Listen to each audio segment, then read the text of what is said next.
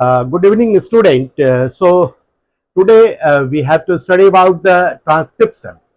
What is transcription? Everybody know in the molecular basis of inheritance you have studied what is transcription. You have some preliminary knowledge about the transcription.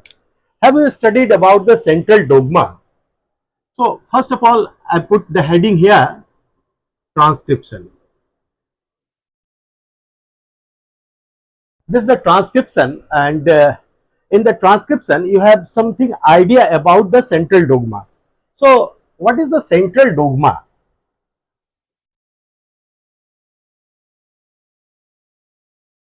देखिए बच्चों, ये central dogma जो होता है, this central dogma, इसका एक simple सा definition है कि this the unidirectional flow of genetic information, this is called the central dogma. Unidirectional flow of genetic information, this is called central dogma.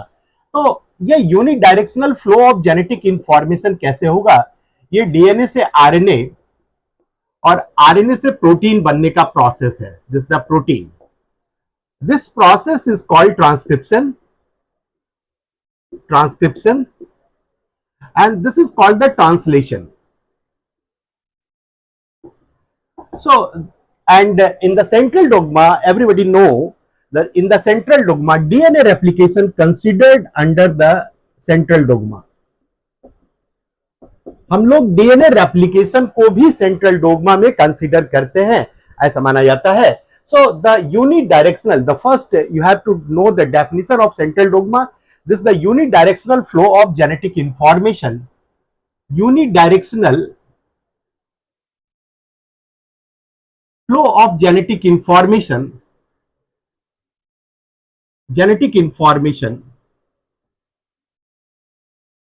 called central dogma.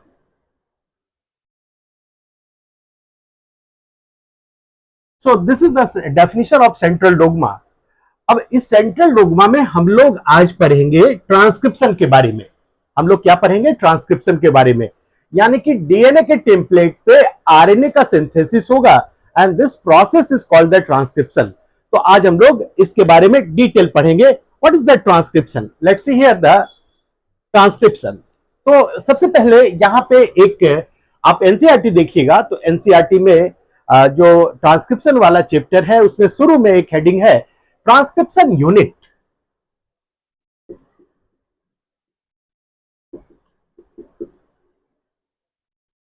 और ये जो बच्चों transcription unit का एक डायग्राम बना रखा है आपके एनसीईआरटी बुक में, उस डायग्राम को हमको देखना है. तो फर्स्ट ट्रांसक्रिप्शन होगा किस पे? हमको जानना है. ट्रांसक्रिप्शन होगा डीएनए के ऊपर. और ट्रांसक्रिप्शन किसके मदद से होगा बच्चों? ट्रांसक्रिप्शन होगा डीएनए के ऊपर. ये दिस डीएनए के ऊपर आरएनए का सिंथेसिस होगा with the help of DNA dependent RNA polymerase. तो आरएनए पॉलीमरेज एक एंजाइम है जो वर्क करेगा और ये आरएनए का सिंथेसिस डीएनए पे करेगा. तो आप अपने एनसीईआरटी में देखिएगा, यहां पे एक डायग्राम है ट्रांसक्रिप्शन यूनिट का. हम लोग भी देखते हैं ट्रांसक्रिप्शन यूनिट का डायग्राम को. This is the transcription unit.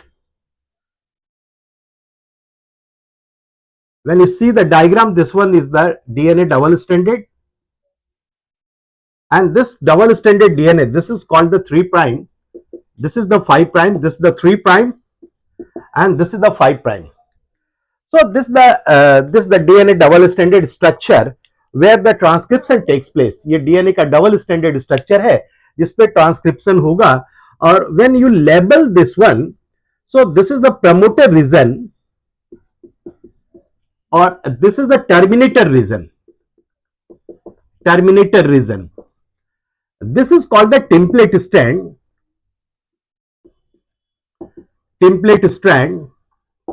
And इसको कहते हैं हम लोग कोडिंग स्ट्रैंड. अब बेटा यहां पे एक चीज लिखता है कि ये टेम्पलेट स्ट्रैंड है और इसको कोडिंग स्ट्रैंड है. तो ट्रांसक्रिप्शन होगा किस पे? क्योंकि इतना जान लीजिए कि in the transcription only one strand of DNA involve. This only one strand of DNA involved, and this strand is called the template strand. This is called the template strand. तो DNA का केवल एक ही strand involve होगा और इसको हम लोग template strand कहते हैं. तो फिर जब डीएनए का ये स्ट्रैंड इन्वॉल्व है और हम कोडिंग स्ट्रैंड इसको कह रहे हैं, तो ऐसा क्यों कहते हैं? तो इसके बारे में जानते होंगे आप लोग थोड़ा, नहीं तो फिर जान लेंगे। कोडिंग स्ट्रैंड इसलिए कहेंगे क्योंकि इस स्ट्रैंड पे जो आरएनए बनेगा वो आरएनए का न्यूक्लियोटाइड बिल्कुल कोडिंग स्ट्रैंड के न्यूक्लियोटाइड के सीक्वेंस से मैच खाएगा। केवल एक डिफरेंस है कि eight the place of thymine, because DNA में थाइमिन होगा, यूरासिल प्रेजेंट होगा आरएनए में। तो कोडिंग स्ट्रैंड कहने के पीछे मेन मकसद यही है कि nucleotide sequence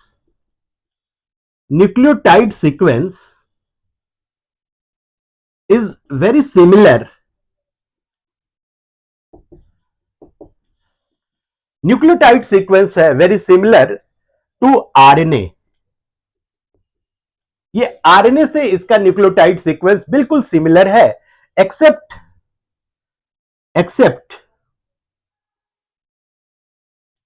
at place of thymine, at place of T, this is the thymine, in RNA, uracil present.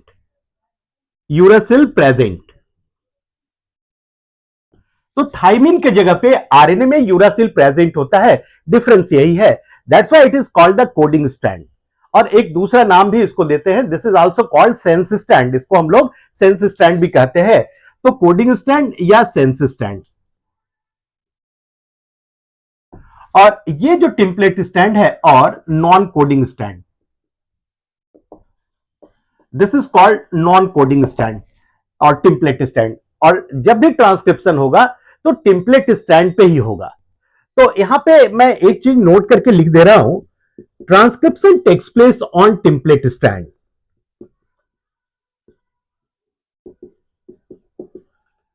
Takes place on template strand. ये ट्रांसक्रिप्शन आपका टेम्पलेट स्ट्रैंड पे ही होगा, तो एक ही स्ट्रैंड इन्वॉल्व है। अब यहां पे एक क्वेश्चन उठता है बच्चों कि क्यों नहीं ट्रांसक्रिप्शन दोनों स्ट्रैंड पे होता है, क्यों एक ही स्ट्रैंड पे ट्रांसक्रिप्शन होता है? ये एनसीईआरटी में बड़े अच्छे से एक क्वेश्चन के फॉर्म में दे रखा है कि why not transcription takes place on both strand of DNA. क्यों नहीं ट्रांसक्रिप्शन डीएनए के दोनों स्ट्रैंड पे होता है? ये एनसीईआरटी में लिख रखा है और इसको हम लोग चलते हैं अभी डिफाइन करते हैं। लेकिन यहां पे एक चीज आपके दिमाग में हमेशा रखना है कि ट्रांसक्रिप्शन केवल टेम्पलेट स्ट्रैंड पे होगा, दोनों स्ट्रैंड, कोडिंग स्ट्रैंड इन्वॉल्व नहीं होता है ट्रांसक्रिप्शन में। और कोडिंग स्ट्रैंड को कोडिंग स्ट्रैंड इसलिए कहते हैं कि इसका न्यूक्लियोटाइड बहुत सेम होता है आरएनए के न्यूक्लियोटाइड से, और आरएनए में केवल यूरासिल होता है और कोडिंग स्ट्रैंड में केवल थाइमिन होता है at the place of uracil. बस यही डिफरेंस है और कोई डिफरेंस नहीं है। Everybody understand this one student? So एक क्वेश्चन हम लोग करते हैं पहले, उसके बाद फिर हम लोग आगे ट्रांसक्रिप्शन पे चलेंगे।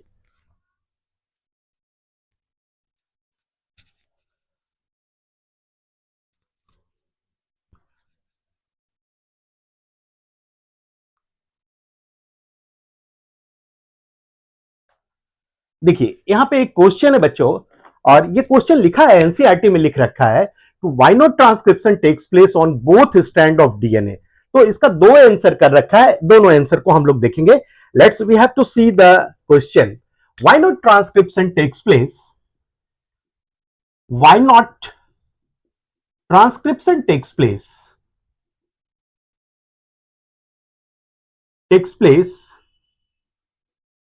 on both strand of DNA, both strand of DNA। क्यों ट्रांसक्रिप्शन दोनों स्ट्रैंड डीएनए पे नहीं होता है? Why not transcription takes place on both strand of DNA? तो इसका दो आंसर होगा बच्चों। एक आंसर है फर्स्ट, सपोज करिए कि अगर डीएनए का दोनों स्ट्रैंड पे ट्रांसक्रिप्शन होगा तो एक स्ट्रैंड पे जो आरएनए से जो बनेगा, जो आरएनए बनेगा, टेम्पलेट स्ट्रैंड सपोज करो एक स्ट्रैंड है, इस पे जो आरएनए बनेगा उसका न्यूक्लियोटाइड सीक्वेंस, और सपोज करो दूसरा स्ट्रैंड जो कोडिंग स्ट्रैंड हम कह रहे हैं उस पे ट्रांसक्रिप्शन हो रहा है, उसका आरएनए का न्यूक्लियोटाइड, दो तरह के आरएनए बनेंगे, दोनों का न्यूक्लियोटाइड डिफर होगा, लेकिन दोनों आरएनए का न्यूक्लियोटाइड एक दूसरे के कॉम्प्लीमेंट्री होगा और पोलैरिटी भी कॉम्प्लीमेंट्री होगा, और जिसके कारण दोनों आरएनए डबल स्टैंडर्ड स्ट्रक्चर बना देंगे। पहला चीज। दूसरा चीज, डबल स्टैंडर्ड स्ट्रक्चर जो आरएनए का बनेगा बच्चों, तो इतना याद रखना, प्रोटीन सिंथेसिस के लिए हमको सिंगल स्टैंडर्ड स्ट्रक्चर का रिक्वायरमेंट है। डबल स्टैंडर्ड स्ट्रक्चर से प्रोटीन, डबल स्टैंडर्ड आरएनए से प्रोटीन सिंथेसिस बिल्कुल नहीं होगा, बिकॉज सिंगल स्टैंडर्ड आरएनए रहेगा, एमआरएनए जो रहता है उस पे राइबोसोम बाइंड करता है, टीआरएनए एंटीकोडोन लेकर के बाइंड करता है और तब प्रोटीन सिंथेसिस होता है। लेकिन डबल स्टैंडर्ड स्ट्रक्चर आरएनए में राइबोसोम कहां लगेगा और टीआरएनए का एंटीकोडोन कहां लगेगा? तो पहले का आंसर यह है कि if transcription takes place on both strand of DNA, if transcription takes place on both strand of DNA, then DNA at the same time, then double stranded RNA formed, और ये डबल स्टैंडर्ड आरएनए का sorry so student, then at the same time, then two RNA formed, and this two RNA formed, this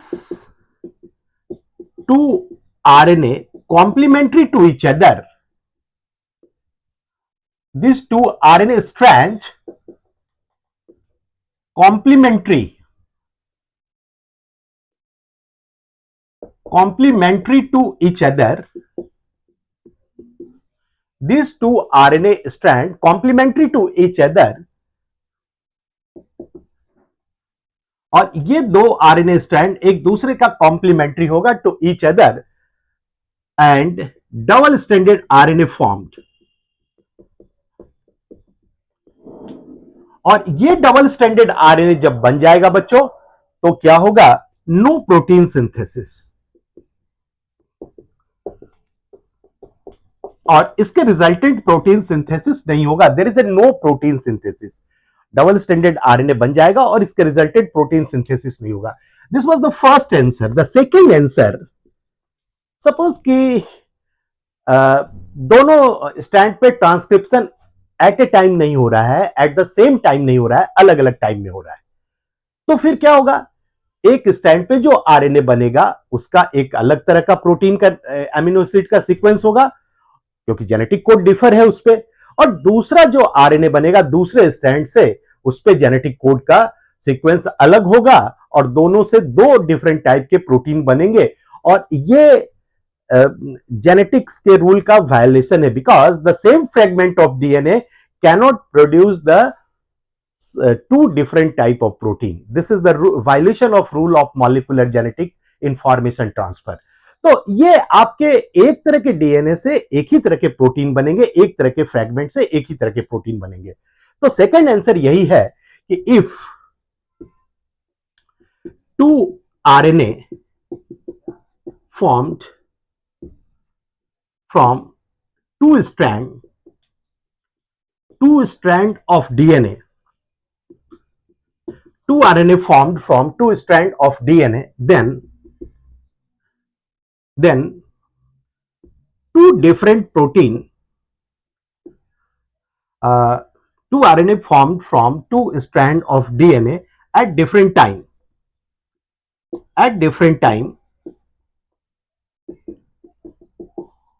then two different type of protein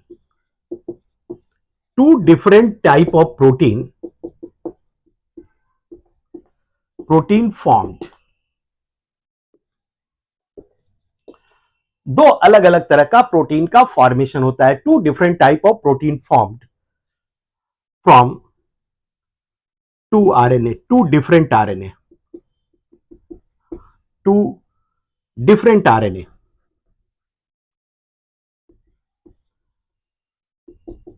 और दो अलग अलग तरह के protein बनेंगे दो अलग अलग आरएनए से.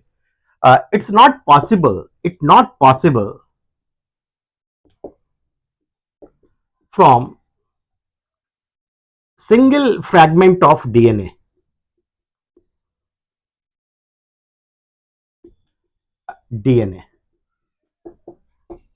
और ये पॉसिबल नहीं, because one fragment of DNA can produce single type of protein.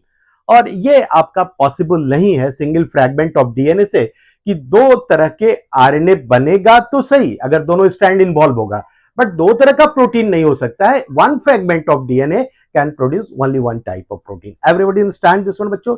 ठीक है, समझ गए. अब हम लोग आगे चलते हैं बेटा. एंड ट्रांसक्रिप्शन में ये तो why not transcription takes place on both strand of DNA. अब आइए हम लोग ट्रांसक्रिप्शन में देखते हैं कि ट्रांसक्रिप्शन यूनिट में प्रमोटर रीजन, टर्मिनेटर रीजन किसके रेफरेंस में लिया जाता है, कैसे हम उसको एक्सप्लेन करते हैं, क्या होता है कोडिंग स्ट्रैंड का न्यूक्लियोटाइड सीक्वेंस, एंड क्या होता है आरएनए का न्यूक्लियोटाइड का सीक्वेंस, एंड क्या होता है टेम्पलेट स्ट्रैंड का न्यूक्लियोटाइड सीक्वेंस. इतने सब चीजों को हम लोग बच्चों वन बाय वन देखेंगे. तो मैं इसको मिटा रहा हूं. Let's see here.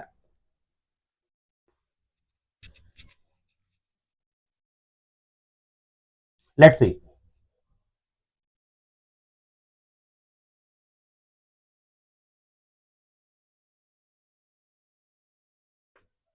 देखिए बच्चों, यहां पे हम एक चीज जो एक्सप्लेन करने जा रहे हैं कि सपोज करिए कि ट्रांसक्रिप्शन यूनिट ये है मेरा. सपोज करिए कि this is the transcription unit. ये 3 प्राइम इंड, ये 5 प्राइम इंड, ये 3 प्राइम इंड, और ये कॉम्प्लीमेंट्री होगा 5 प्राइम इंड. और ये प्रमोटर रीजन है मेरा. ये प्रमोटर रीजन है और ये टर्मिनेटर रीजन है. ये टर्मिनेटर रीजन है. दोनों स्ट्रैंड है आरएनए का. ये प्रमोटर रीजन है और ये टर्मिनेटर रीजन है. प्रमोटर और ये तुम्हारा है टर्मिनेटर. ये प्रमोटर और ये टर्मिनेटर रीजन. ऑब्वियसली ये टेम्पलेट स्ट्रैंड है. Template strand. और ये तुम्हारा हो गया coding strand. This is the coding strand. अब देखिए, अगर आपको टेम्पलेट स्ट्रैंड का न्यूक्लियोटाइड, देखो कोई भी न्यूक्लियोटाइड का एडिंग होगा आरएनए बनने में तो टेम्पलेट स्ट्रैंड के अकॉर्डिंग होगा. और टेम्पलेट स्ट्रैंड पे जो न्यूक्लियोटाइड है उसका कॉम्प्लीमेंट्री न्यूक्लियोटाइड ऐड होगा आरएनए के न्यूक्लियोटाइड के रूप में. तो टेम्पलेट स्ट्रैंड अगर दे रखा है कि क्वेश्चन है कि इफ, क्वेश्चन है बच्चों, इफ टेम्पलेट स्ट्रैंड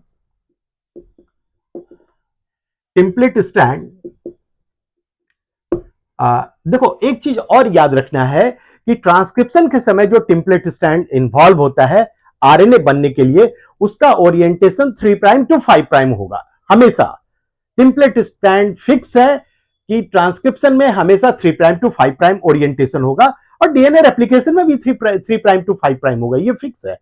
तो ये टेम्पलेट स्ट्रैंड जो लिखता है बच्चों, अगर हम एक क्वेश्चन दे रहे हैं आपको, ये 3 प्राइम और इसका सीक्वेंस ऐसे है A T C G C C T C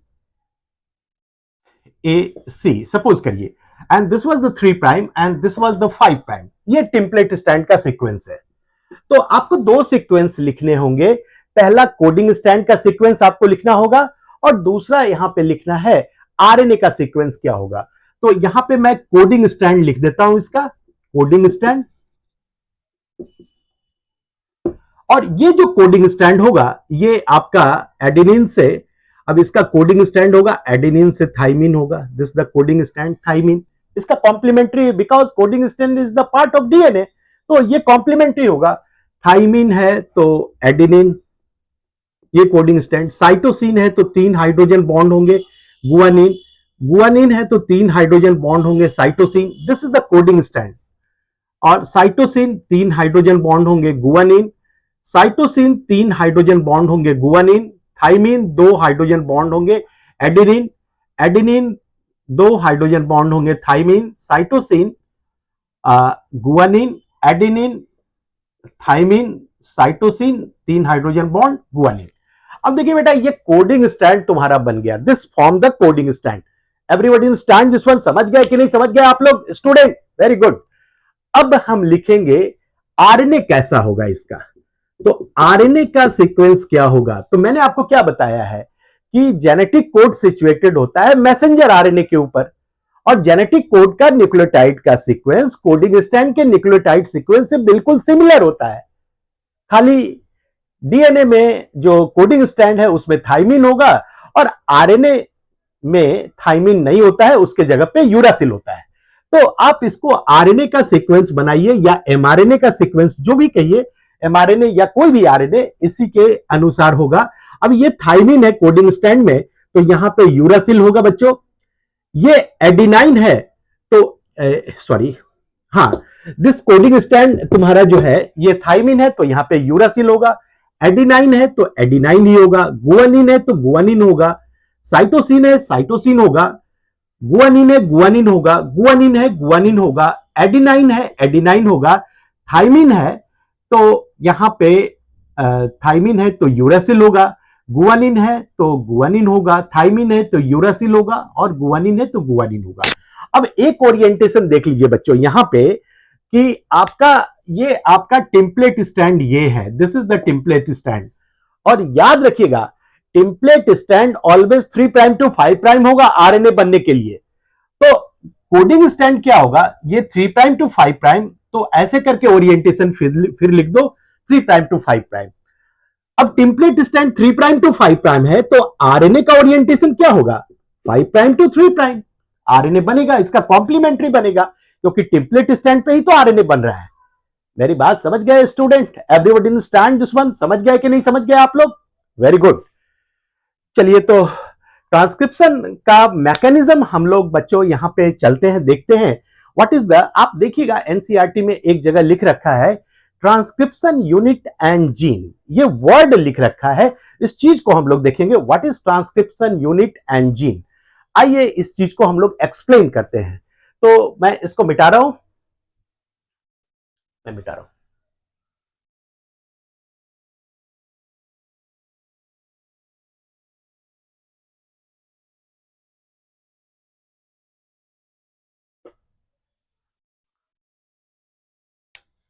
transcription unit and gene,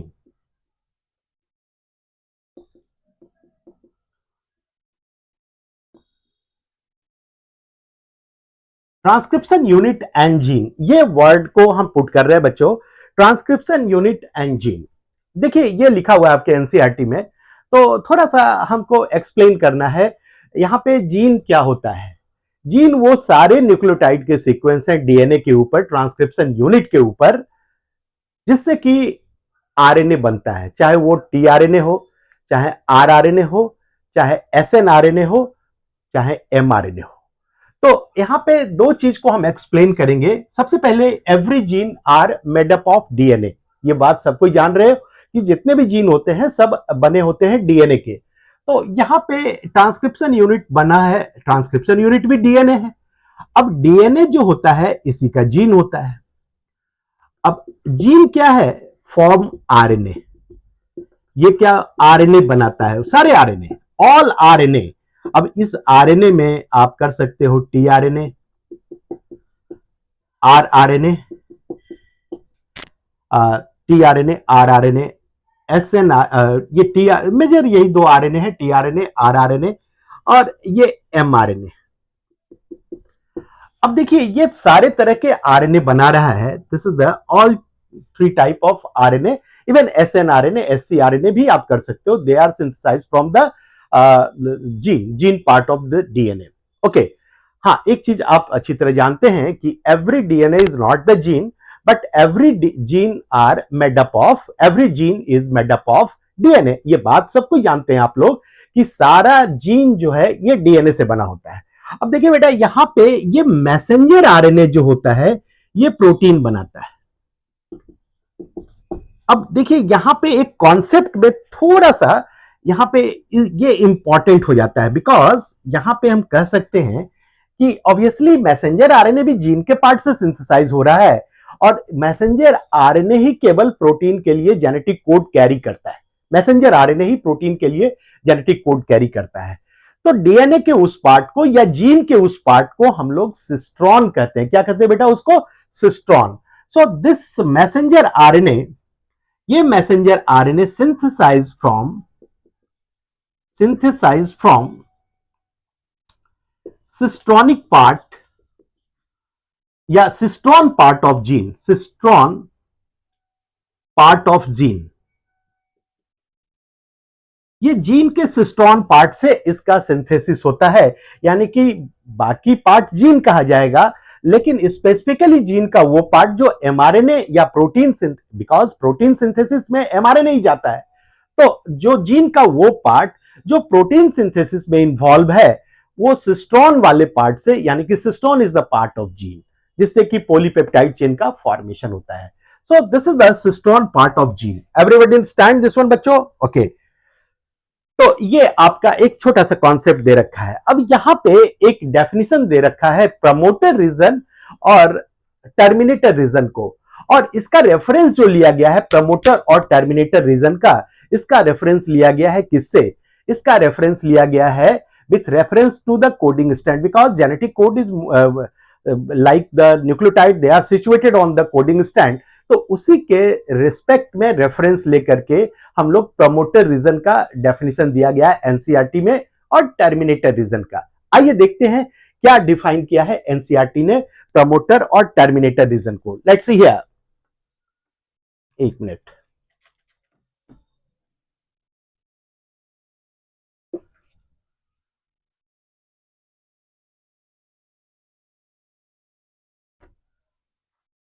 देखो ये जो प्रमोटर रीजन है, दिस द प्रमोटर, ये प्रमोटर रीजन को कैसे डिफाइन किया है?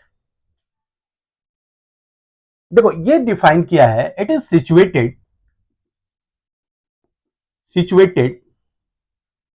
5 prime upstream, 5 prime upstream with reference to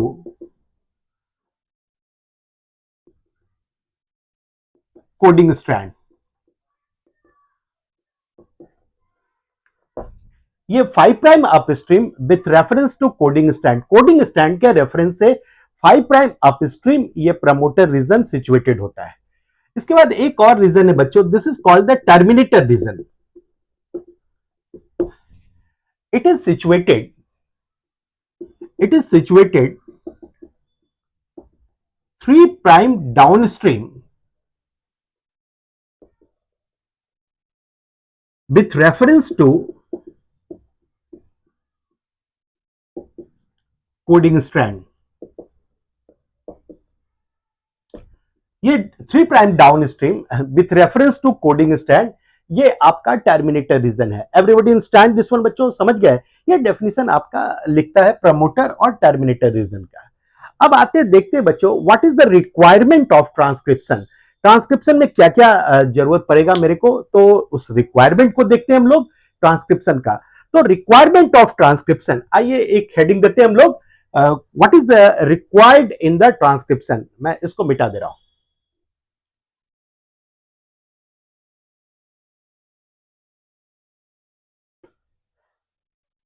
देखिए requirement of transcription,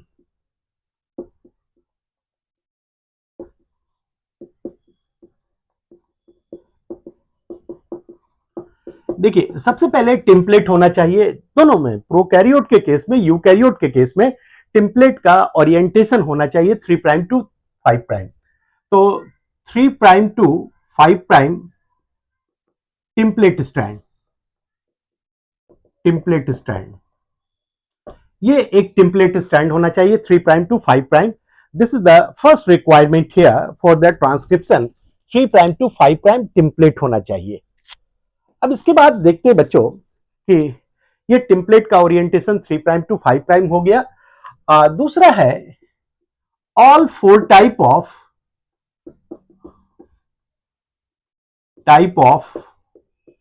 nucleoside triphosphate,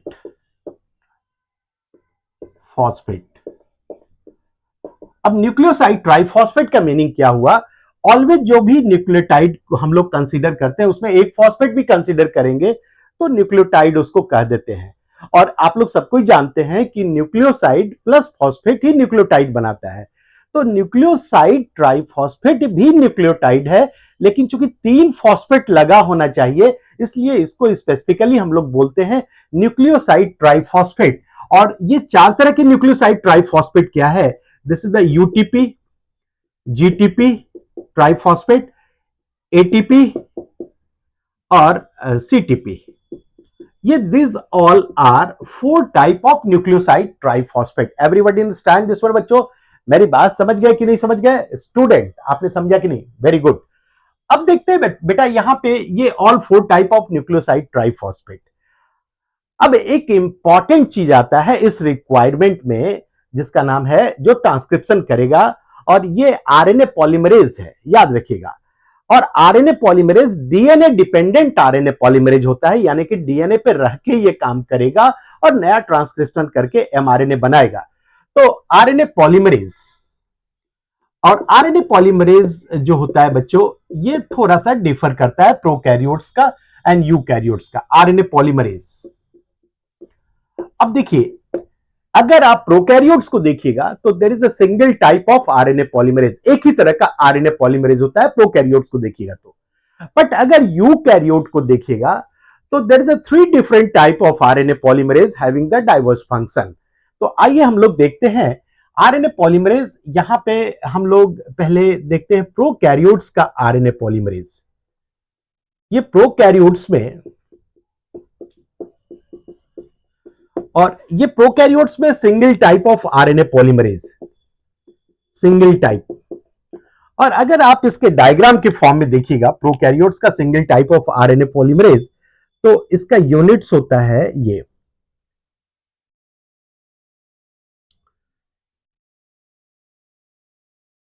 दो अल्फा यूनिट है, बीटा और बीटा डैश यूनिट है, और ये ओमेगा, ठीक है।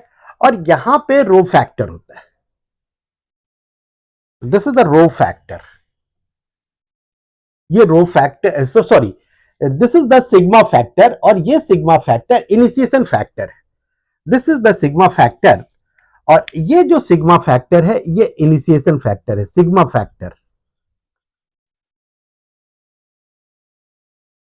इनिशिएशन फैक्टर है। अब देखिए यहां पे एक रो फैक्टर और होता है, और ये रो फैक्टर जब ट्रांसक्रिप्शन को एंड करना होता है तो ये रो फैक्टर आता है, और ये सिग्मा फैक्टर इनिशिएट करता है। ये रो फैक्टर और टर्मिनेशन फैक्टर, टर्मिनेशन फैक्टर, ये रो फैक्टर, और इसी को हम लोग कहते हैं बच्चों टर्मिनेशन फैक्टर। ये terminate the transcription, terminate transcription, terminate transcription, ये ट्रांसक्रिप्शन को टर्मिनेट करेगा, और ये ट्रांसक्रिप्शन को टर्मिनेट करेगा। और ये जो सिग्मा फैक्टर है, और ये जो है this is the core enzyme, core enzyme, इसको कहते हैं बेटा कोर एंजाइम, जो पॉलीमराइजेशन आरएनए का ट्रांसक्रिप्शन का मेन काम यही करता है, न्यूक्लियोटाइड को जोड़ने का काम करता है। सिग्मा फैक्टर केवल इनिशिएट करवा देगा प्रोमोटर रीजन पे बाइंड करके, that's why it is called the initiation factor. तो ये आपका रिक्वायरमेंट में RNA polymerase for the prokaryotes हुआ। अगर हम यूकैरियोट का आरएनए पॉलीमरेज देखते हैं तो वो 3 different type of RNA polymerase होगा, और इसको आइए हम लोग देखते हैं कैसे 3 अलग अलग तरह के आरएनए पॉलीमरेज होते हैं। Let's see here. देखिए यूकैरियोट्स का RNA polymerase 3 type of RNA polymerase, 3 type. अब ये होता है फर्स्ट आरएनए पॉलीमरेज।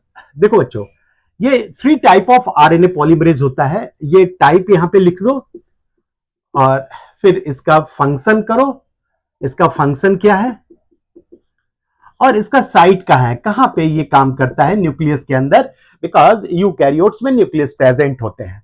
तो टाइप में पहला आ जाइए RNA polymerase first, RNA poly first, या आरएनए पॉलीमरेज फर्स्ट, जो भी लिख दो। आरएनए पॉली फर्स्ट लिखो, ये चलेगा।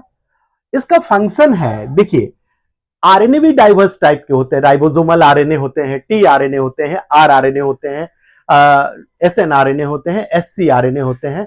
तो ये डिफरेंट टाइप ऑफ आरएनए होते हैं। तो आरएनए पॉलीमरेज फर्स्ट जो होता है, इसका काम है आर आरएनए का सिंथेसिस करना। और ये आर आरएनए कौन कौन से होंगे, तो यूकैरियोट्स का आप याद कीजिए राइबोसोम का स्ट्रक्चर, जिसमें 28S,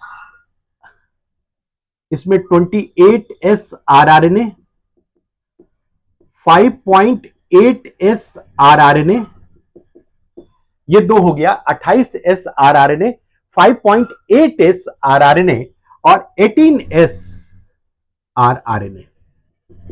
ये आपका आरएनए पॉलीमरेज फर्स्ट का हुआ, बिकॉज स्मॉलर सब यूनिट में 18S ये सिंथेसिस करता है इतना। और इसका जो साइट है न्यूक्लियोलस, न्यूक्लियस के अंदर जो न्यूक्लियोलस होते हैं वहां पे ये वर्क करता है। तो इसका साइट है बच्चों न्यूक्लियोलस।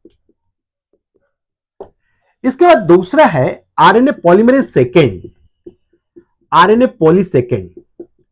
और ये जो आरएनए पॉलीमरेज सेकेंड होता है, इसका काम है precursor of hnRNA, precursor of mRNA, ऐसे आप लिख सकते हैं इसको, एचएनआरएनए।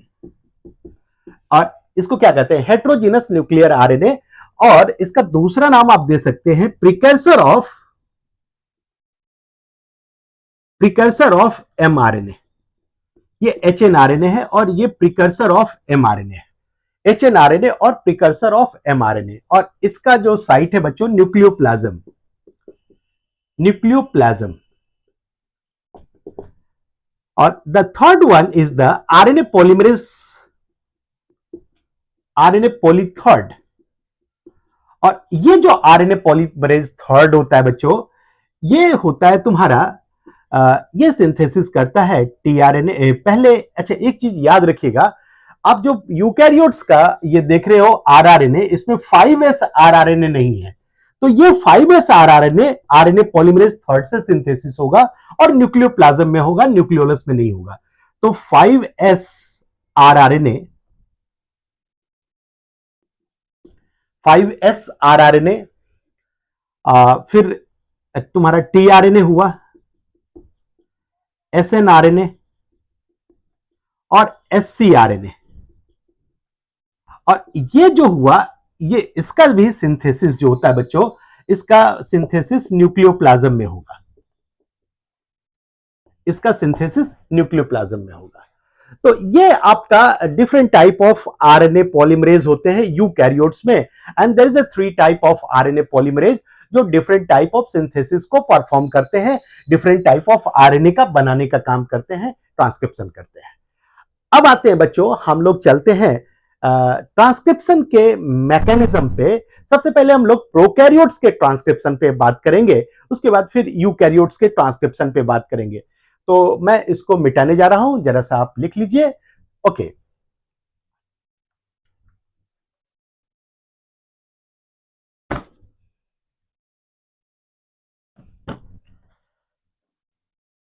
मैं इसको मिटा रहा हूं बच्चों।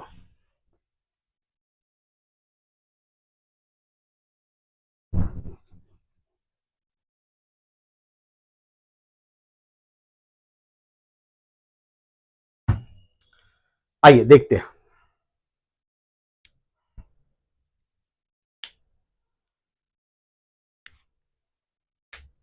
देखिए यहां पे हम लोग डिस्कस करेंगे transcription in prokaryotes, in prokaryotes. ये प्रोकैरियोट्स का जो ट्रांसक्रिप्शन होगा, इसके बारे में हम लोग डिस्कशन करेंगे बच्चों। Transcription in prokaryotes, let's see here the transcription in prokaryotes. तो सबसे पहले एक चीज याद रखिएगा, 3 स्टेप में इसको हम लोग देखेंगे। अब एक क्वेश्चन आया था, it was the NEET question in the year 2020, I think 20 या 21 के आसपास का ये क्वेश्चन था, 1920 या 21 के आसपास का, but this was the question of NEET. और वो क्वेश्चन था कि during transcription unwinding of DNA helix, because everybody know template तो डीएनए का ही होगा जिसपे ट्रांसक्रिप्शन होगा, ये तो सच है। तो कहता है कि डीएनए के हेलिक्स को अनवाइंड करने का काम कौन करेगा ट्रांसक्रिप्शन के समय। और याद रखिएगा आरएनए पॉलीमरेज, यहां पे हेलिकेज वगैरह वाले एंजाइम जो डीएनए रेप्लिकेशन के समय हेलिकेज करता है, टोपोआइसोमरेज करता है अनबाइंडिंग का काम, वो नहीं चलेगा। यहां पे आरएनए पॉलीमरेज ही अनबाइंडिंग ऑफ डीएनए हेलिक्स करेगा। तो एक नोटेबल पॉइंट है बच्चों, और it was the question and this is also mention in your NCERT book. So during transcription, note करके लिखोगे, ड्यूरिंग ट्रांसक्रिप्शन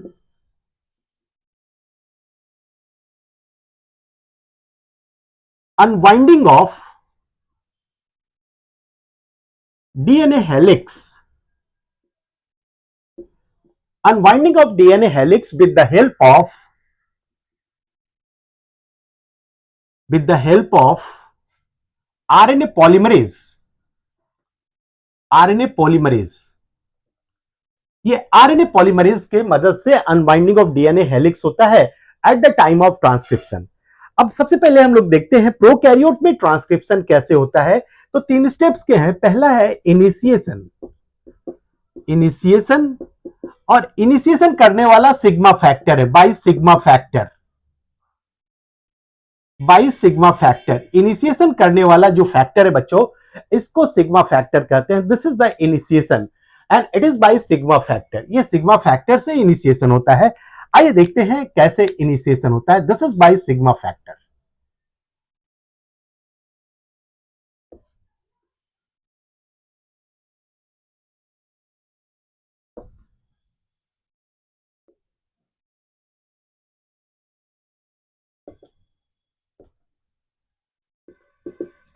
देखिए ये डीएनए का हेलिक्स है बच्चों, और डीएनए का हेलिक्स पे ट्रांसक्रिप्शन का टेम्पलेट स्टैंड ऑलवेज 3 प्राइम होगा, और शुरू में प्रमोटर रीजन होते हैं, और प्रमोटर रीजन के पास सिग्मा फैक्टर लगेगा। और ये सिग्मा फैक्टर, देखिए आप अपने एनसीईआरटी में जो डायग्राम दे रखा है उस डायग्राम को आप देखिएगा। तो यहां पे डायग्राम में क्या दे रखा है कि ये आरएनए पॉलीमरेज का पूरा यूनिट है, और यहां पे इसको पार्टीशन कर रखा है, और ये साइट दिखला रहा है कि ये सिग्मा फैक्टर लगेगा, ये साइट सिग्मा फैक्टर लगेगा। और ऑब्वियसली यहां पे कोर एंजाइम वर्क कर रहे हैं, ये कोर एंजाइम वर्क कर रहे हैं, और this the site of core enzyme. तो इनिशिएशन जो हो रहा है this is by the sigma factor, इस initiation is by the sigma factor. तो ये सिग्मा फैक्टर ने इसको इनिशिएट किया, इनिशिएट किया sigma factor, and sigma factor released out. Initiate करता है प्रमोटर रीजन पे लग करके, कोर एंजाइम उसके साथ रहते हैं because this the complex of follow enzyme, और सिग्मा फैक्टर केवल उस साइट पे ले जाके छोड़ देता है, इनिशिएशन साइट पे। उसके बाद कोर एंजाइम का काम होता है, and then sigma factor released out. तो बाय सिग्मा फैक्टर, और मैं लिख देता हूं after initiation, after initiation sigma factor released out, sigma factor release हो जाता है इनिशिएशन के बाद। सेकंड है इलोंगेशन, सेकंड है इलोंगेशन। अब देखते हैं बच्चों इलोंगेशन में क्या होता है। Let's see here the elongation. और ये जो इलोंगेशन होता है इसमें इलोंगेशन बाय कोर एंजाइम, ये कोर एंजाइम से होता है। ये कोर एंजाइम ऑब्वियसली आपने देखा था डायग्राम में 2 अल्फा बीटा बीटा डैश और ओमेगा था। So this is the core enzyme, और इलोंगेशन करने का काम मेनली वही करेगा, कोर एंजाइम ही करेगा। तो यहां पे हम लोग देखेंगे कि कैसे इलोंगेशन हो रहा है।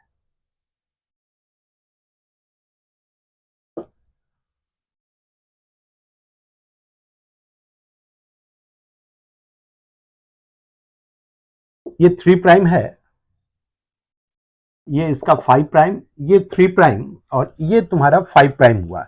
अब देखिए बच्चों यहां पे जो ट्रांसक्रिप्शन से आरएनए बनेगा, ऑब्वियसली आरएनए ये बन रहा है तुम्हारा, और ये जो आरएनए बन रहा है इसका ओरिएंटेशन होगा 5 प्राइम, और ये एंड पे होगा 3 प्राइम। अब यहां पे कोर एंजाइम आपके वर्क कर रहे हैं, सिग्मा फैक्टर तो निकल चुका था, तो सिग्मा फैक्टर जब निकल चुका था तो कोर एंजाइम यहां पे ये इलोंगेशन का काम संभाले हुए है, और ट्रांसक्रिप्शन में न्यूक्लियोसाइड ट्राइफॉस्फेट को जोड़ने का काम, फॉस्फोइस्टर बॉन्ड, ये जो आप देख रहे हो फॉस्फोडाइस्टर बॉन्ड जो बन रहा है, ये आरएनए का पॉलीमराइजेशन हो रहा है, न्यूक्लियोटाइड का पॉलीमराइजेशन हो रहा है, और वो काम करेगा core enzyme. Obviously core enzyme में आपने देखे थे 5 यूनिट थे, सब यूनिट थे कोर एंजाइम के। तो this is the core enzyme.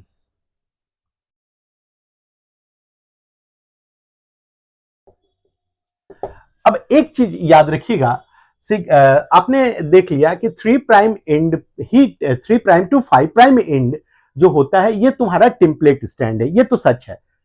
तो पॉलीमराइजेशन जो हो रहा है 3 प्राइम टू 5 प्राइम डायरेक्शन में, और आरएनए जो बन रहा है 5 प्राइम टू 3 प्राइम डायरेक्शन में। So this is the RNA. ये आरएनए का फॉर्मेशन हो रहा है 5 प्राइम टू 3 प्राइम डायरेक्शन में। तीसरा पॉइंट है, और ये जब तक आएगा टर्मिनेशन, जहां पे ट्रांसक्रिप्शन को खत्म होना है तो टर्मिनेशन बाय रो फैक्टर होगा। तो तीसरे पॉइंट्स पे आते हैं, टर्मिनेशन। टर्मिनेशन, और ये टर्मिनेशन होता है by rho factor. Rho factor, अब रो फैक्टर यहां पे टर्मिनेशन करेगा, this is by rho factor.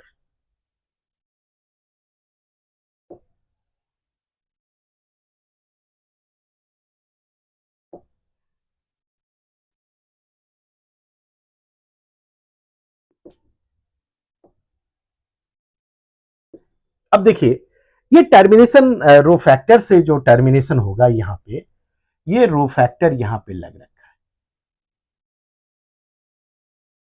Rho factor यहां पे लग रखा है, और ये टर्मिनेशन करवा देगा। ये 5 प्राइम है और ये 3 प्राइम है, और ये आपका आरएनए बन गया। This is the RNA. ये ट्रांसक्रिप्शन खत्म हो गया and this form the RNA. मेरी बात समझ गए स्टूडेंट? सो दैट्स ऑल, ये आरएनए आपका बन गया in the case of prokaryotes, and there is no modification required here in prokaryotic RNA, because the prokaryotic RNA is the polycistronic messenger RNA। यानी कि एक आरएनए के डिफरेंट पार्ट पे different gene का पोजीशन होंगे। सो प्रोकैरियोटिक मैसेंजर आरएनए जो होता है पॉलीसिस्ट्रॉनिक एमआरएनए होता है, और इसमें कोई प्रोसेस नोटेबल पॉइंट करके लिख सकते हो कि in prokaryote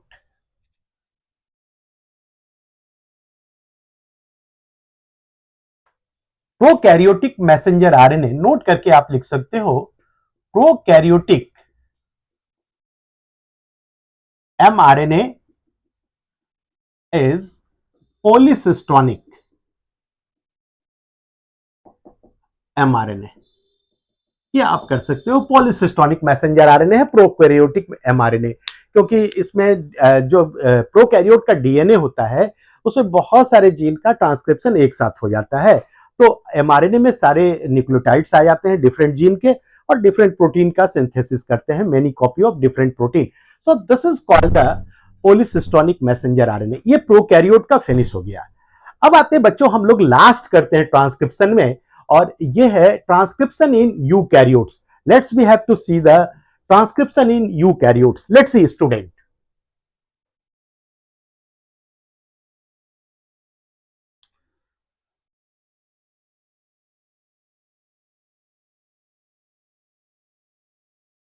Transcription in eukaryotes. Let's see here.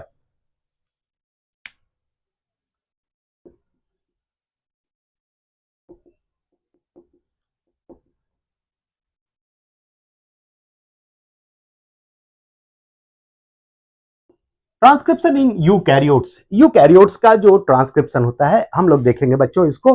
Transcription in eukaryotes, देखिए मैंने आपको बताया कि 3 तरह के आरएनए पॉलीमरेज वर्क करते हैं यूकैरियोट्स में। RNA polymerase first, RNA polymerase second, and RNA polymerase third. Okay,